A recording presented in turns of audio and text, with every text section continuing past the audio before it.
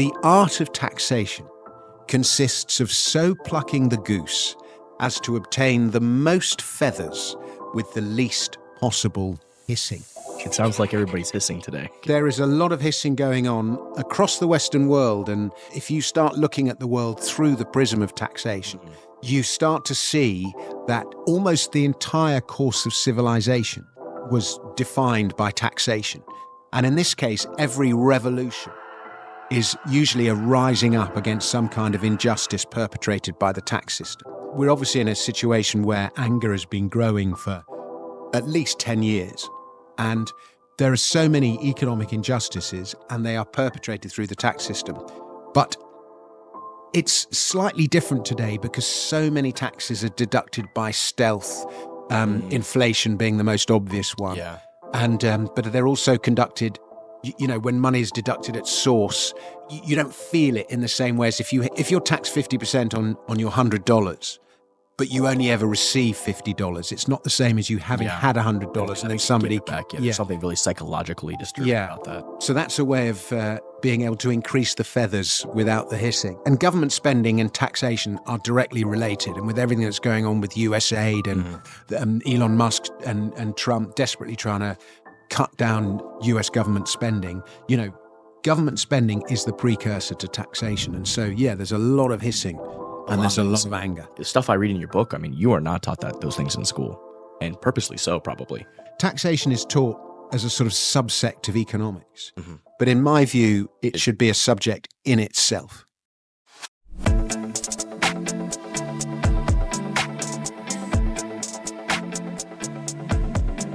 Welcome back to another episode of Cypherpunk'd, and it's a very important day because we're going to kick off our Daylight Robbery series, and I'm joined here by one of my favorite authors, Dominic Frisby. Welcome, my friend. Well, thank you very much for having me, and what a pleasure it is to be here. I flew into Fort Myers Airport yesterday, and I've just been swimming this morning and enjoying the smell of Naples. Is all this sunshine shocking you a little bit? It is a bit. I've just come from Palm Springs, which is in the middle of the desert, and but it's a good 5 or 10 degrees warmer here than it is in the desert. It's also a more humid heat. Yeah, way more humid for sure. Dominic, let's hop into your book. It's one of my favorites, and let's kick it off with the intro quote of the book, which is also funny. I love how you explain it. It always gives me a good chuckle. Well, the book is called Daylight Robbery. And the expression daylight robbery means brazen theft. But it's actually a book about the history of tax, which in the eyes of many is, is tax theft, or is tax the price we pay for a civilized society? And this is the great argument, and people to the left will say it's the price we pay for a civilized society, and those letters are in fact inscribed on the outside of the IRS building, one of the less civilized government departments.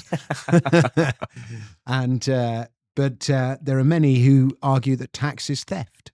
And given that most taxes are paid involuntarily, in other words, another body comes along and takes the money without your permission and forcibly takes it, because if you don't pay, you might not be held at gunpoint for the money, but if you don't pay that money, you go to jail. You're going in the cage. And so it is forcibly taken. And in many cases of many taxes, they're not even forcibly taken anymore, in the sense that they're taken before you even receive the money. Income tax is taken at source, deducted at source, and similarly sales taxes and so on. They're not deducted at source, but you have to pay that money, otherwise you can't leave the shop with that product. And the shop is obliged to deduct the sales tax, otherwise it gets into trouble. So anyway, so there are many, many parallels between taxation and theft. And so, but this expression daylight robbery, which means brazen theft, it is thought actually has its roots in the window tax that was paid across Western Europe for many hundreds of years. And when there was a big argument in Parliament in 1850, I want to say 1852, but it might have just been 1850, and the problem with the window tax is that it was making people ill because people were losing their sunlight, and landlords were building buildings with no windows at all. And in the Industrial Revolution, in all the cramped dwellings, it was making people ill. And it's argued that MPs, when they were arguing about the issue whether they should get rid of it, MPs cried out "Daylight Robbery," and that's where it's thought the origins of the expression are. Some people say the origins of the expression are with the highwaymen, who are the thieves that would mug you on the roads. Operating out in the anyway, it's a disputed thing. But anyway, the opening chapter of the quote is written very much from the perspective of the tax taker rather than the taxpayer. And it's an expression from a chap called Jean-Baptiste Colbert, who was finance minister to Louis XV Louis XIV in the 17th century. And Louis XIV was a notorious spender for many, many decades, one of France's longest serving kings. But he, like many of France's kings, he left France in a parlous financial state due to his warmongering and profligate spending and so on. But anyway, the quote is this: "The art of taxation consists of so plucking the goose as to obtain the most feathers with the least possible hissing." I feel like they could learn something from this guy, Well, Jean-Baptiste, because today it sounds like everybody's hissing today. there is a Sounds lot like of they've been doing a lot hissing. of plucking. There is a lot of hissing going on across the Western world, and one of the things I argue in my book is that if you start looking at the world through the prism of taxation, and particularly through history, you start to see that almost the entire course of civilization was defined by taxation. And in this case, every revolution is usually a rising up against some kind of injustice perpetrated by the tax system. And, we're obviously in a situation where anger has been growing for at least 10 years. And there are so many economic injustices, and they are perpetrated through the tax system. But it's slightly different today because so many taxes are deducted by stealth, inflation being the most obvious one. Yeah. And but they're also conducted, when money is deducted at source, you don't feel it in the same way as if you're taxed 50% on your $100, but you only ever receive $50. It's not the same as you having had $100 and then somebody give it back. Yeah, there's something really psychologically disturbing about that. So that's a way of being able to increase the feathers without the hissing. But in any case, everything is going on in America, and government spending and taxation are directly related. And with everything that's going on with USAID and Elon Musk and Trump desperately trying to cut down US government spending, government spending is the precursor to taxation. And so, there's a lot of hissing and there's a lot of anger. I think that's probably one of my favorite things about your book. You're such a great storyteller, which, you think a book about taxes is going to be boring, but when you read your book, you just weave all these narratives and all these things, and you really do give history a look through the lens of taxation. And it really it's very extremely eye-opening. Stuff like this, stuff I read in your book, you are not taught those things in school, and purposely so, probably. But it's fascinating. Well, one of the reasons I wrote the book is that I want people to start looking at the world and at history and at human civilization through the prism of taxation. As they should. Indeed, they should. And taxation is taught as a sort of subsect of economics. But in my view, it should be a subject in itself. It is economics in so many ways. It's central to economics. I think it's bigger than economics. One of my favorite quotes is, show me the incentive and I'll show you the outcome. And, if you operate businesses and have, employees or contractors or staff or people, you really see that play out as you toggle with the incentives of different, payment schemes, or you want them to incentivize them to do certain things, and you play with those levers, and it is so true. If you will get outcomes you did not expect if you don't properly design and align those incentives. And such is true with taxation as well. Absolutely. Leaders use taxes to toggle the incentives. Yeah. And they often backfire. Mm. So, for example, you'll often have taxes on, in the UK, and I imagine in the States as well, we have taxes on tobacco, very high taxes on tobacco. And we have high taxes on fuel as well, fossil fuels. And the argument we're given why we pay taxes on fossil fuels is that they're bad for the environment, and therefore we tax them. And the argument on tobacco is that, you know, tobacco is bad for your health, and therefore we're going to tax it. And so they tax it in order to, well, they tax it because they want the money, but they also tax it because they want people to smoke less, and they want to incentivize behavior. But this results in all sorts of different outcomes. So as a result of tobacco taxes, one impact is that people smoke less, but another impact, which I'm sure they didn't factor into their calculations, is that tobacco smuggling increases. So there are often unexpected outcomes indeed. And leaders have used taxes to incentivize behavior. Beard tax is one of the more famous ones. Henry VIII in the UK, quite hypocritically, given that he had a massive beard himself, imposed a beard tax. But Peter the Great in Russia, he decided that Russians weren't sophisticated enough. And one of the ways by which Russians weren't sophisticated was they were wearing these enormous beards. But in fact, you know, Russia is cold, and it makes a lot of sense to wear a beard. Mm-hmm. But in any case, he imposed this beard tax. And because he wanted, you know, Russians to look like Western, like these sophisticated French and so on. And so he imposed this beard tax. And if you wore a beard, and you hadn't paid the tax, you could be forcibly shaved in public. But to demonstrate that you had paid the tax, you had to wear this little copper token on which it said, "The beard is a superfluous burden." I love that. That's fascinating. Oh, man. You talk about stoves and fireplaces in people's houses and how they had to basically came in to determine, the tax collectors like went forcibly into people's homes to test and see how many, you know, fireplaces they had.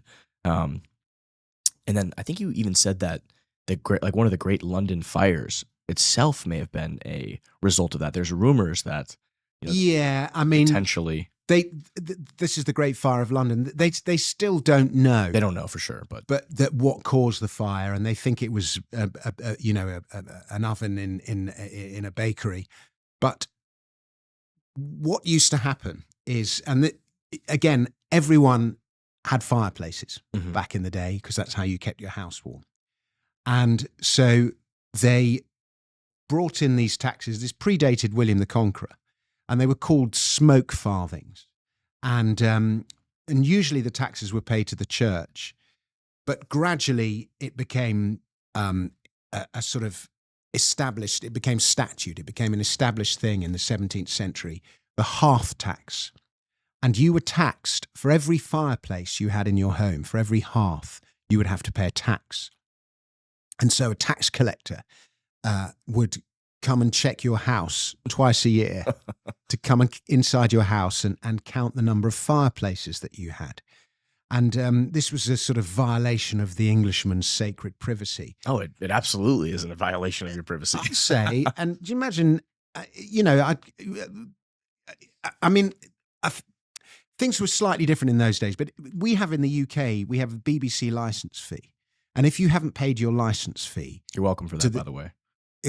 Apparently we've been paying. Yeah, you have been covering some of the charges. We've been covering the charges out of my own dollars. And you wonder why the BBC is so biased. But anyway, but yeah, if you haven't paid the license fee, a tax the license checker, whatever his name is, the investigator can come into your house to check and see if you've got a functioning TV or not.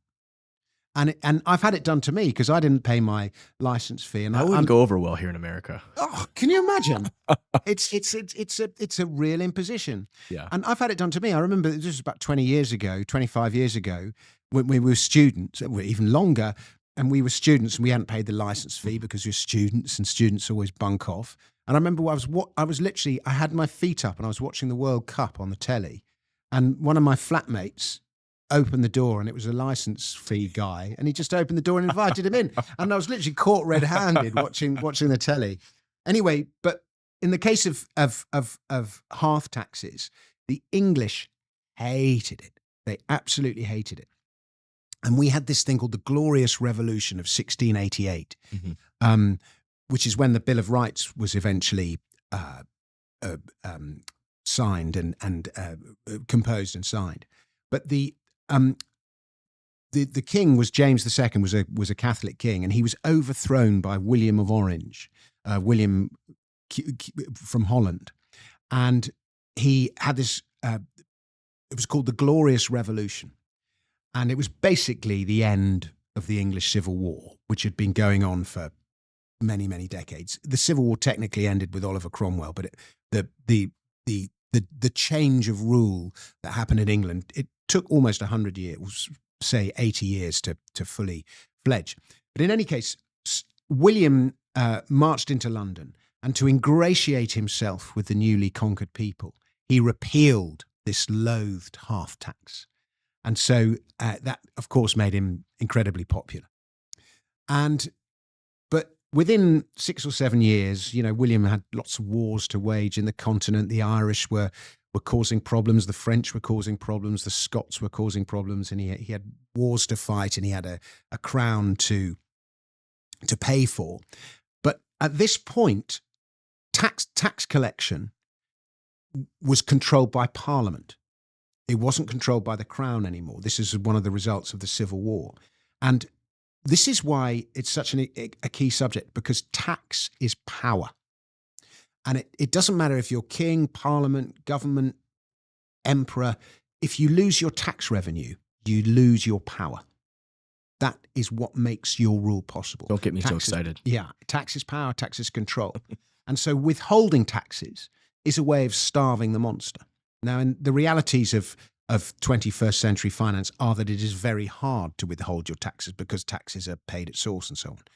But and you get thrown in jail. But in any case, Parliament controlled taxes, and because we'd been through decades of civil war, it was very hard for William to get to finance his crown. And one of the ways he financed it was with the founding of the Bank of England and the birth of central banking, which is a whole new means of funding government. But in any case, so the infrastructure to collect hearth taxes was already in place. And so they had this idea, instead of taxing fireplaces, they would tax windows instead, because this was a way of extracting more feathers without hissing, if you see what I mean, because the tax collector only need walk past the house and count the number of windows rather than go inside the house and invade the privacy. It was an impossible tax to evade because your house is there. You can't sort of hide your house. And so this new tax was brought in I want to say 1696. You hit the nail on the head. That is the year. Oh, okay, good. My memory's not that bad. And it lasted from 1696 until 1850. 250 years it lasted. And already by, say, by 1718, the tax wasn't generating as much revenue as they hoped. So already within 20 years. And instead of just getting rid of the tax, what they did was what leaders always do, is they increased it. And but one of the many unintended consequences of the tax was that it made people ill, because the tax fell on the landlord, and so landlords simply built buildings with no windows. Yeah. And in the cramped, damp, windowless dwellings of the cities in the Industrial Revolution, as people were moving from the countryside to the cities, it made the cases of cholera and typhus and all the other diseases, made it much worse. And there was no electricity in those days. People only had, tallow candles and so on. And so the loss of daylight was a huge sacrifice. Daylight robbery. It was indeed daylight robbery. But even though the tax wasn't generating as much revenue as they wanted, and even though they had all sorts of scientific studies carried out that demonstrated that this tax was making people ill from as early as the early 1800s. Wow. And yet government would not get rid of it. And there were songs sang, there were campaigns. Charles Dickens, one of the great authors, railed against it. And there were these huge, huge campaigns, and still government wouldn't get rid of it. But then eventually they did, 250 years later. It reminds me of the all the stuff that was happening with COVID, and people are out on the beach, like, trying to get some sunlight, and the cops are coming in California, like, arresting them, Yeah. leaving all the drug addicts and all the community parks and stuff. It's just wild. There's that fantastic picture that was taken Yeah. of the guy doing, in a lotus position, doing yoga on the Yeah, beach, yeah. and all these really fat coppers looking in really bad shape, surrounding him with guns. Yeah, wild. But the window tax definitely seemed more fair than the hearth tax, I guess, from the level of, obviously if you're more wealthy, you have a larger house, you probably have more windows, Yeah. and it's also less invasion of privacy. So Yeah, it was fairer, except for the fact that if you lived in the country, you had a house, you tended to have a bigger house with more windows. yeah, But if you lived in a city, you would have a smaller house with fewer windows. But in fact, the people in the city were much richer than the people in the country. yeah, you hit So the head. in that sense, it was inequitable.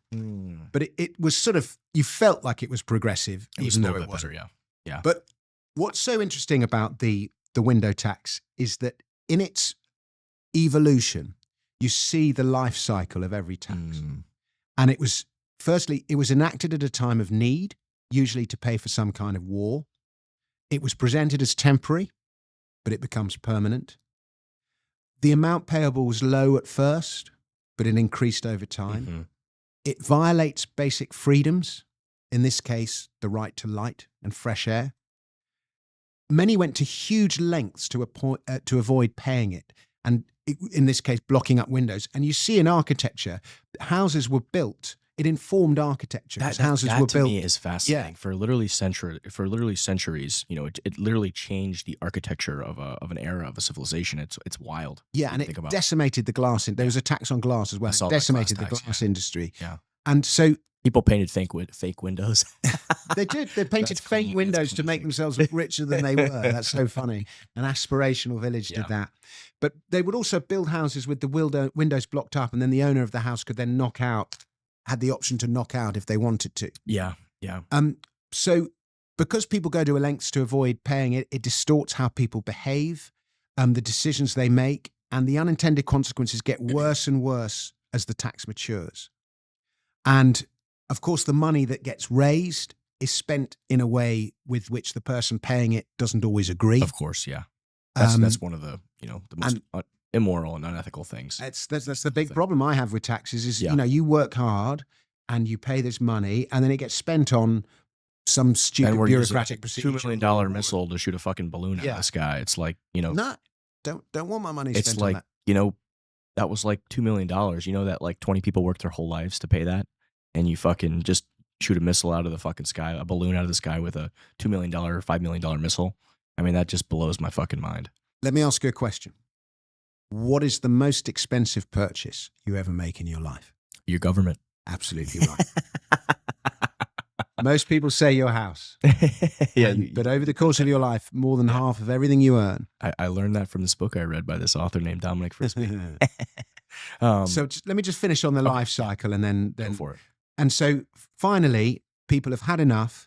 There's a movement, a campaign, a protest, even a revolution to get rid of the tax, which government is slow and reluctant to do. It sounds really familiar, like something like that's happening right now. It's happening right now. Is it called Doge? Doge?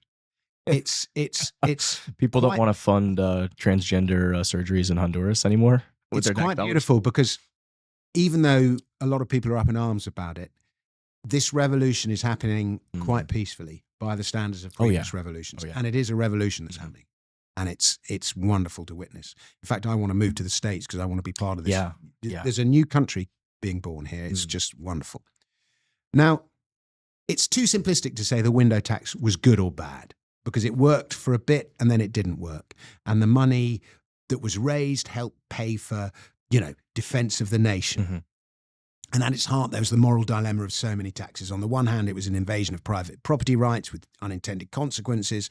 It was theft. But on the other hand, it was the most practical solution at the time to pay for, the vital workings of government. Now, as a libertarian, you go, well, what government is vital? But, So Winston Churchill described taxes as a necessary evil. Necessary evil, yeah. And the big question is, how much evil is necessary? But that's the sort of the life cycle of a tax. And, some taxes, one of the reasons that they were able to get rid of the window tax in the UK is bizarrely what they replaced it with. They got rid of, we had hundreds of petty taxes and we got rid of a lot of them and just introduced income tax instead. So, you know, but again, income tax was temporary. The amounts payable were low at first, and then it just... Yeah, I think Elon shared or somebody shared a chart of this to show when it first came out. There was actually a post about it. We talked about it on the Runway, I think, our other podcast. And yeah, it just kind of shows like when the income tax, at least in the United States, when it first came, and there was this need, it was the war, this, that, and the other, and it's only going to affect 1% of the population, the billionaires. That's how it starts, right? And then you just see over time, now it's everybody, right? Income tax in the States, people think income tax first came in 1913. 1913, yeah. And funnily enough, one of the things that income tax enabled in 1913 was prohibition. Because there was quite high sales taxes on alcohol at the time. And one of the reasons they couldn't get prohibition over the line was that was the loss of tax revenue to the government of no alcohol taxes. And in fact, but income tax would replace the loss of alcohol. So the prohibitionists became massive campaigners for income tax. Wow. But again, in 1913, it didn't affect every man. It was only in 1942, with the Revenue Act of 1942, that taxes came to ordinary Americans. And that was, of course, to pay for World War II. And Irving Berlin, the songwriter, was commissioned to write a song celebrating income tax in 1942. And there was a video with Donald Duck paying his income tax. Yeah. And but Irving Berlin, and it was, the song was a happy song going, I paid my income tax today. And it contained the line, 1,000 planes to bomb Berlin. They've got to be paid for, and I chipped in. And that was the line. And you'd like right there, you can see the link between tax and war. Yeah. And then again, the Revenue Act of 1942, it was erected at a time of crisis, World War II, to pay for a war, essential need, blah, blah, blah. But once the tax was there, it never went away. Quantitative easing was the same.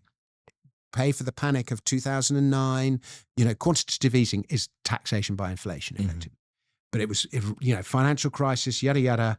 And they only stopped doing it. You know, it was done on a temporary basis, 2009. 10 years later, they were still quantitative easing. I think they're still doing it in the UK. And actually, they've just stopped now. They got all their little fancy terms. We're quantitative easing right now, and then we're doing quantitative tapering. And then, at the end of the day, the word quantitative, it's just classic obfuscation. But people in the States don't think this. You think you got your first income tax in 1913. You didn't. Your first income tax came in 1862. Really? Imposed by a certain Abraham Lincoln. And the reason it was imposed was Lincoln was obsessed with protecting Union revenue. And in fact, as we'll discover in one of the later episodes, I argue that was the main reason for the Civil War. Yeah. It's certainly an untold reason. We'll do it in a later episode. But he gave you income tax for the very first time. Yeah. He also introduced this thing, which I understand Trump might get rid of, which is that an American citizen, if they are an American citizen, even if they don't live in the States, wherever they are in the world, they have to pay taxes in America, back to America. And that was, again, brought in 1862, Abraham Lincoln, to protect Union revenue during the Civil War. So I remember got rid of. I remember reading something about it that it I guess maybe Paul, you can look this up because we talked about this on the X Spaces the other day. But I remember Bill Clinton did something where he added that back. I guess maybe it did go away and then he brought it back. Like magic, I'm being fed the information. Bill Clinton didn't bring it back. He reimposed it. Ah, okay. So he reinforced it. So he had an I guess so, or reminded people that it was there. So it never went away. But Trump's talked about getting rid of it. Yeah. Well, I mean, it makes life difficult for American citizens not in the US. I mean, there's something very un-American about that, right? It just seems very like, our nation was founded on like unjust taxation and like, I mean, it's kind of wild. Yeah, well, it was, and many nations were. And you wonder how much revenue they actually generate from it, whether it's actually worth doing.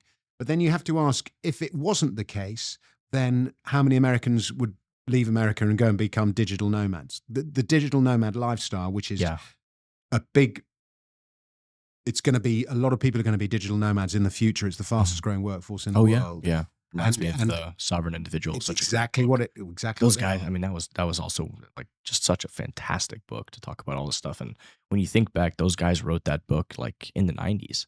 Like that is just so. They predicted Bitcoin, all these different. That's just fascinating. Totally prescient. Yeah. That lifestyle of the sovereign individual is not currently open to Americans. But if Americans want to be part of this, international workforce, Trump will enable them to if he rescinds that law. Yeah. I think if you want to attract business, like, and again, this brings us to our next chapter about the fragrant harbor. About the fragrant harbor, but this idea of letting capital flow freely, letting people flow freely, in the sense that you can't force things. You want to provide incentives to attract business, attract people, which is what I like. So yeah, Cowperthwaite was the great governor of Hong Kong, financial secretary of Hong Kong. We'll talk about him in a sec. But one of his lines was, "Money comes here because it knows it can leave if it wants." Yeah, I love that. So Hong Kong stands for Fragrant Harbor. I did not know that, which I get all these like interesting little tidbits from your book. But I guess why was it called that? Because they was perfume factories or something. Perfume factories on the seafront, and that's how it got its name. But Hong Kong Pong, it doesn't sound like a particularly nice smelling place, but that's where it got its name. And incredible story to Hong Kong is it's just sort of some craggy rocks, and there's no metal to mine. There's no natural resources. Not a naturally resource rich area. It's nothing to grow. The only thing it's got is this deep, naturally occurring deep port. And I think at one stage it was Portuguese explorers settled there, and then they left, and it with the sort of isolationist policies of the Ming dynasty, it sort of fell into nothing.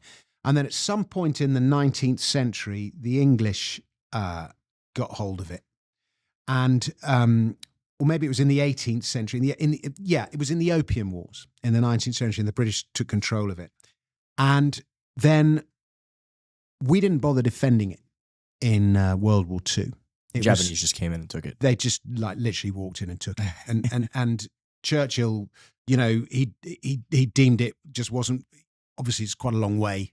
We've got to send fleet a long way, regardless. Yeah, and so we just let them take it, and for whatever reason, mainly how to deploy resources. And I think at the time it was seen as quite scandalous, and I think the people in Hong Kong felt quite betrayed, and many of them, ended up in Japanese concentration camps, which were pretty grim places. Read a couple of books about that. Yeah, and if you're an English prisoner of war in a German concentration camp, you were not treated that badly compared to how other prisoners were treated, because of the Germans had respect for the English that they didn't say have for Slavs or for Jews or something like that. So you weren't that badly. I'm not saying you were well treated. You weren't, but the Japanese had no such. Yeah, and I think as an Englishman in a German concentration camp, I think you had the death rate was maybe 3 or 4%, but in a Japanese one, it was more than 30%. Yeah, so that's quite a big difference. I remember the name of that book I read. It was like the guy escaped. I think he was in a down plane, and it was a pretty well-known book. Yeah, the American guy. Yeah, and he was a runner. Yeah, something like that. Yeah. Unbroken is the name of the book. Louis Zamperini. I remember. Fascinating story. So 1944. The war's ending, 1945. They've dropped the bomb, and nobody's quite thought about what happens to Hong Kong. So the guy who was called Franklin Gimson, he was the secretary of Hong Kong at the beginning of the war, and he walked straight out of the concentration camp, walked straight back into the city, and just established that the British now controlled Hong Kong again. He just established it, and just one of those things. Everyone just sort of accepted it. But I mean, it kind of made sense because they had it before. Right? Made sense, but he was leaving no room for doubt. Yeah, I gotcha. Inspired, those kind of decisions. It's amazing how those kind of decisions, taken at key moments in history, can define entire civilization. Yeah. And in any case, So Hong Kong was British. And I think at the end of the war, there were just 600,000 people there. And it was totally destitute. And its per capita GDP, for example. Poorest on the planet from my research. Maybe not the poorest on the planet, but as low as many parts of Africa, sub-Saharan Bottom 1%, basically. Yeah, like as down and out as it gets. Yeah. And a team of civil servants was sent out to get the colony back on its feet. And one of them was this Scottish chap called John James Cowperthwaite, who had studied classics, but he'd also studied Adam Smith and the Enlightenment. He was it said he went to bed with a copy of Wealth of Nations by his bedside, a massive Adam Smith fan. And if you're not familiar with Adam Smith, he was like the Enlightenment philosopher who is seen as the father of capitalism. Yeah. Very pro-free markets and all that kind of thing. I've never actually seen his name because I listened to the audiobook because you narrate all your own audiobooks. I'm a big audiobook guy. But how do you spell that? Okay. You spell his name Wow. Cowperthwaite. Cowperthwaite. Wow, that's fascinating. But I think it's pronounced Cowperthwaite. I was thinking it was a K-U-P, but no. Wow. That's awesome. Cowperthwaite. I couldn't find any information because I couldn't look up his name. British name. And so their job was to get industry up and running again. And Cowperthwaite was a very observant man. He just used to walk around the streets, and he just made the observation that so the governor, Gimson, decided that Hong Kong was going to be a free port, no taxes on anything bar a few commodities, no export subsidies, no import restrictions. And so imports and exports got back on their feet pretty quickly. No taxes, nothing to inhibit the flow of trade. And Cowperthwaite was quite observant. He would walk the streets, look at what was going on, talk to people and so on. And he observed that things were getting back on their feet without the government having to do anything. And it was an observation he was quite happy to make. But his other task, he ran a department that was responsible for getting essential supplies to the island. So it had to buy and sell food and fuel and that kind of thing and administer price controls. And the department was just total chaos. And it taught him, it was just a mess from the word go. And it just taught him how bad bureaucrats were in business, operating business. Oh, yeah, no doubt. And we see it every day that Elon and his team discover some new scam or scandal or nonsense. Yeah. And he gave us a great quote, "I trust the commercial judgment only of those who are themselves taking the risks." Ah, that's fantastic. When government gets into a business, it tends to make it uneconomic for anyone else. So he began developing this theory, and he called it positive non-intervention. Yeah. Isn't that a great word? I love that. I did a series with Aaron Van Weerdum, and we went through his book, the Genesis book, which talks about all the stuff that led up to Bitcoin, but the economic theories as well. And it reminds me of this idea of spontaneous order. It's this concept essentially that you don't want to plan all of these things because all the signals that the free market is sending, right? You might not be able to understand it rationally, but price acts as this signal, this like spontaneous order, and it just reminds me of this idea, this concept where you talk about positive non-intervention. Well, absolutely right, and it derives from Adam Smith. Adam Smith called it the invisible hand. And Paul, I'm going to ask you to get that Adam Smith quote, the full quote about Adam Smith's invisible hand, up, and we can read it out because it's a great quote. Put the glasses on. Oh, it's a long quote. It's not going to be by long. preferring the support. No. Let's get. Okay, I'll read it out to you in my lovely English accent. Okay. By preferring, he intends only his own security, and by directing that industry in such a manner as its produce may be of the greatest value, he intends only his own gain. So we're all acting in our own self-interest. And he is in this, as in many other cases, led by an invisible hand to promote an end which was no part of his intention. Nor is it always the worse for the society that it was no part of it. By pursuing his own interest, he frequently promotes that of the society more effectually than when he really intends to promote it. I love that. It's the accident, the unintended consequence. So, you're in the Bitcoin mining business, and it's in your interests to mine Bitcoin as effectively and as cheaply as you possibly can. But by mining Bitcoin cheaply and effectively, Bitcoin itself benefits, and Bitcoin benefits, well, the rest of society benefits, because Bitcoin is a much better form of money than fiat. So you, acting in your own self-interest to run a good mining operation, end up making society better. Yeah. And not even that. I mean, there's other unintended consequences. For example, we're seeking out green energy, promoting green energy. So there's all these other things because we want the lowest cost of energy. Well, and we're using energy 24/7. It just so happens that renewable energy seems to fit that bucket. We're one of the few use cases who is going to subsidize the cost of that infrastructure. This is what the left totally failed to realize, that just because something uses a lot of energy, that does not mean it is a bad thing. In fact, you can measure the sophistication of a society by the amount of energy that it uses. And the more energy a society consumes, the more sophisticated that society is, and the better at consuming energy that society gets. So the fact that Bitcoin requires a lot of energy means we are going to get better at producing energy. It's Adam Smith all over again. I love it. So he used to say, Cowperthwaite used to say, clumsy bureaucratic fingers should be kept out of the sensitive mechanism of the economy. It is better to rely on the hidden hand. And I love this quote.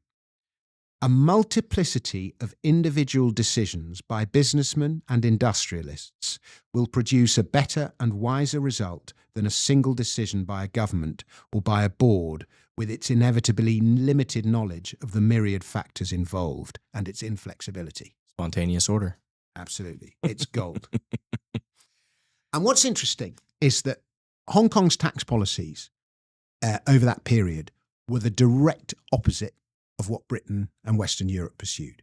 We presumed we had high taxes, a lot of government spending, deficit financing, industrial planning, economic intervention, all the rest of it. And Hong Kong went the other way. No income tax at all, except for the very wealthy. And even the highest earners only paid 15%. No tariffs, no duties, no sales taxes, no VAT, no capital gains tax, no taxes on your interest, on your overseas earnings. But there was one tax called land value tax. I was going to ask you about that. Which we'll talk about that in a later episode. But the overall tax burden never exceeded 14% of GDP. So you're going, and most of the time it's around about 10%. So you're right back at the historical tithe. That 10% number seems to stand the test of time. 10, 15%. Even if you offered me 20%, I'd bite your hand off. But in any case, and they think that the tithe, by the way, the 10% thing comes from the fact that we have 10 fingers on our hand. Yeah. And it's just an easy number to calculate. And Cowperthwaite's idea was that taxes should be low, and as a result of the increased trade, more revenue would eventually come to government coffers. So this idea that low taxes lead to greater government revenue, which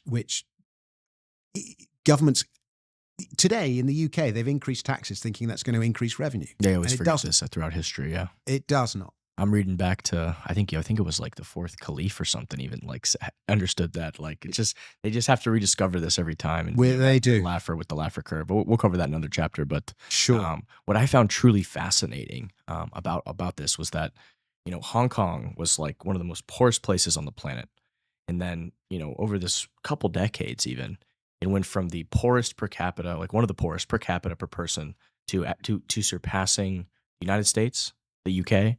And to become the wealthiest per capita per citizen. It's quite incredible. And not only the wealthiest per capita, but with the best government services. Yeah. Fascinating. And we'll quickly trace through that journey. I mean, they weren't like number one and everything, but they were top 5 in like all these categories. Still are. Fantastic. Yeah. Unbelievable. I mean, that's like, blows your mind. Low taxes. Keynes was not writing with our situation in mind, he would always say. No national debt. He said, national debt is the surest precursor of high taxation, he would say. I think Elon Musk says exactly the same thing. So did Milton Friedman. and I love this line, I am skeptical of the theory that we have a right to pass on our capital burdens to future generations. I love that. Our predecessors had not passed any significant part of their burden on to us. Yeah. Absolutely right. Debt is a tax on the future. It's unbelievable. You know, I just hit my 30s, so I'm like seeing all the stuff that's gone on before, and I'm coming in and seeing all this, you know, what, $40 trillion in debt or something crazy, and you know, just the load that, you know, our previous generations are leaving to us, you know, as we're millennials, we're coming into our prime earning years over the next decade, and just kind of like seeing this huge disaster. It's like, what the hell is happening? What is going on? Who set all this stuff up? You know, it's crazy. Well, it's wonderful what Elon Musk is doing, and he gets it. And one of the reasons that you have all this debt and this taxation is now being exposed by USAID, whatever it's called, is the subsidization of all these not only crazy businesses, but you know, left-wing propaganda. I mean, this is totally antithetical to the Constitution of the United States. I mean, it's a direct violation of the First Amendment. So they think they can just get around doing the stuff that they're not allowed to do by setting up these NGOs, which are funded by the government. So they're really not NGOs. They're really just, you know, shadowy government organizations. You know, this is like what they call they got all these shell companies. These are government shell companies is really what they are. I mean, that's, you know, that's what's happening. Cowperthwaite, unbelievable. It's unbelievable, but Cowperthwaite knew. And here's what he said. I confess my distaste for any proposal to use public funds for the support of selected and thereby privileged industrialists, the more particularly if this is to be based on bureaucratic views of what is good and what is bad. I do not believe that any body of men can have enough knowledge of the past, the present, and the future to establish development priorities. I should have thought a desirable industry was almost by definition one which could establish itself and thrive without special assistance in ordinary market conditions. Oh, this is so good. It's gold. So prescient. And like, as a business operator who has multiple businesses, and we haven't touched on this yet, but the tax code, like here in the United States even, like I'm told by all my people, like people that I hire to do my books and my accountants, and I'm paying all these people to do all this stuff, and they're like, you know, don't do this, don't do that. I'm like, how the fuck can any reasonable person understand any of this? I mean, it is insane. It's literally insane. So they're like, oh, you know, well, guess what? You go to tax court, you have to defend like, how am I going to defend myself about something that I can't even understand? Like, it's great. I'm like, this is why I'm paying you guys to figure all this out. This is, it's literally insane. Yeah. I mean, it's literally if they want to go after you and get you, they're going to be able to get you on something. You know what I mean? And that's like, show me the person. It's like, that reminds me of that like Stalinist quote. Show me the person and I'll show you the crime. It's like, seriously, I mean, there's no way to escape that, you know, with your taxes. So it's like, anytime I see like, oh, we got this guy for tax this or tax that, it's like, that's the way they get you when they can't get you any other way. So I'm just putting it out there so I can play this recording. If they ever take me to tax court, I'm going to play this and say, look, like, you know, this is ridiculous. This is insane. I know. You know? I can't bear how much money I spend and how many industries there are that have emerged simply to meet government bureaucratic requirements. Yeah, they're not actually creating any value. Yeah, it's just total parasitism. Yeah. It's like well, the Hong Kong tax code, it's like you think you're big in America. Well, our tax code is bigger than yours. That's insane. The UK has the longest tax code in the world. I think it's equivalent to all 7 Harry Potter books 15 times over. I mean, that is unfathomable. It's like 13 That's Bibles or something. That is unbelievable. It's unbelievable. And nobody's read it all. And most of it's unreadable. The Hong Kong tax code was 1.5% of the UK's. Yeah. 1.5%. Yeah. And it was less than 300 pages. Which still seems 150,000 like words. It does seem like a lot, but it was so simple. Of the US, and it's easy to set it. Yeah. It would be easy to set up a company. And the other thing he did is he pegged the currency to the pound, the Hong Kong currency, the Hong Kong dollar. He pegged it to the pound. I love this. But he wouldn't tell anyone how he did it. Did they ever figure out how he did it, or I don't. He must have done at some point. And HSB did it, and he just knew that they'd mess it up. And sure enough, they did. Yeah. So he just said, "Better they shouldn't know." And there were no capital controls either, as we said. Yeah. Now, this was all possible because it wasn't a democracy. It was a sort of benevolent dictatorship or a civil service that happened to be run by a guy who just was religious about Adam Smith and all the rest of it. And it wasn't just him, it was everyone around him. But you know, you go to Hong Kong, we haven't heard of this guy, Cowperthwaite. You go to Hong Kong, he is like a god. A god, yeah. You know, he's one of the founding fathers. And yeah, I mean, he's unbelievable. I mean, it sounds like it's crazy that there aren't more case studies of people learning from this. It looks like the Chinese did learn from this, and we can touch on that a little bit. Yeah, well, they did indeed.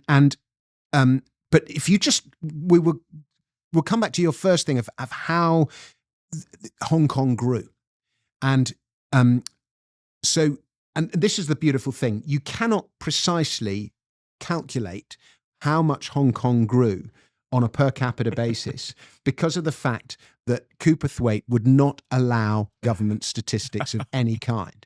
And I think an African leader once asked him at some conference, if we want to turn our country into your country and be as successful as you, what do we do? And he said, the first thing you should do is abolish the Office of National Statistics because it only creates meddling.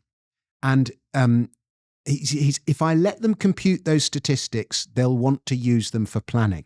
So he literally cut off the supply before it even started.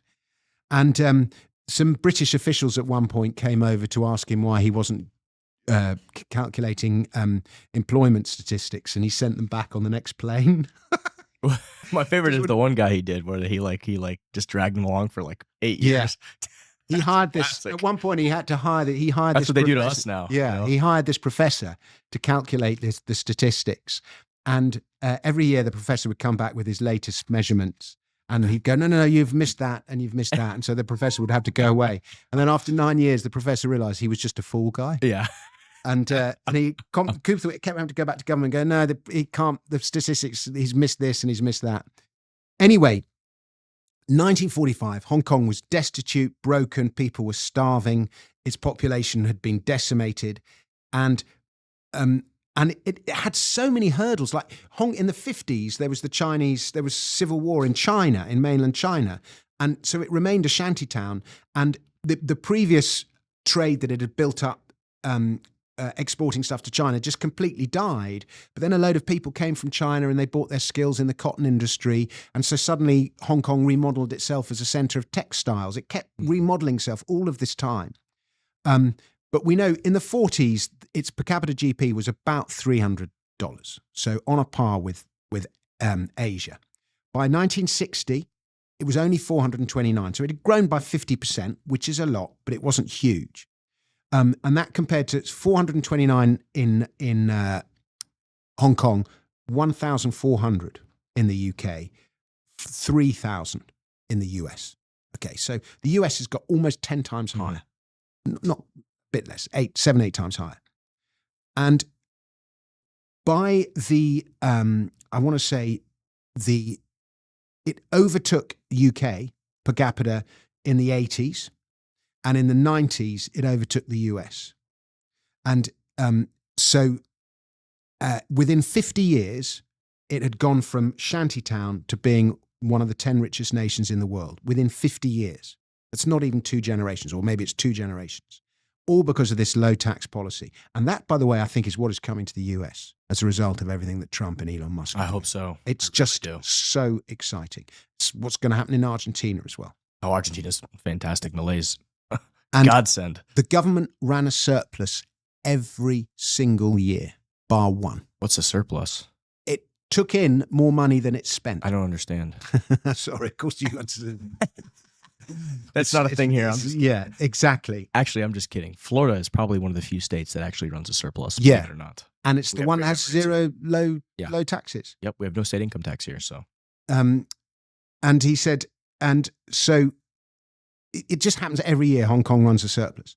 And there's a Washington D.C. think tank called the Heritage Foundation, and it compiles an index of economic freedom for 186 countries around the world. Hong Kong always comes top. Yeah, and it has its public transport is the world's best, 99.9% on time success rate. Can you imagine that? 99%. Yeah.